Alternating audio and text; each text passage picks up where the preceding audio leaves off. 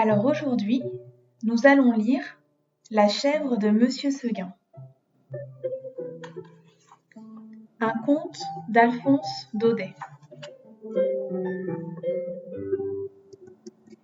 Ah, qu'elle était jolie, la chèvre de Monsieur Seguin, avec ses yeux doux et ses longs poils blancs qui lui faisaient une houppelande. Ah, qu'elle broutait l'herbe de bon cœur dans l'enclos. Elle ne sera pas imprudente comme mes autres chèvres, se disait Monsieur Seguin. Elle n'ira pas dans la montagne. Elle ne sera pas mangée par le loup. Un jour, pourtant, il la vit tourner la tête du côté de la montagne. Pour qu'elle n'aille pas gambader là-haut, pour qu'elle ne soit pas mangée par le loup, il l'enferma vite dans l'étable. À quoi bon? Un matin, la jolie petite chèvre blanche réussit à se sauver.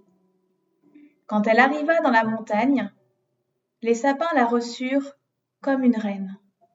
Elle roula le long des talus, elle escalada des pics, elle franchit des torrents, la fleur à la bouche, elle en oublia le loup qui mangeait les chèvres de Monsieur Seguin quand elle se sauvait.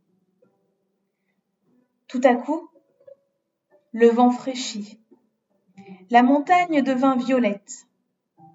C'était le soir. « Reviens !» criait le corps de Monsieur Seguin au loin.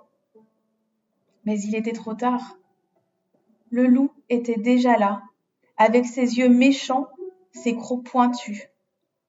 Tête basse, cornes en avant, la chevrette décida de se défendre. Plus de 10 fois, elle força le loup à reculer.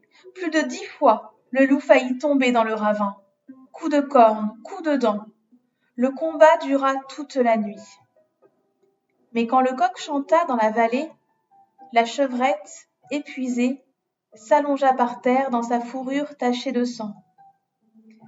Alors, le méchant loup mangea l'imprudente chèvre de Monsieur Seguin, qui, une journée durant, s'était si bien amusée dans la montagne.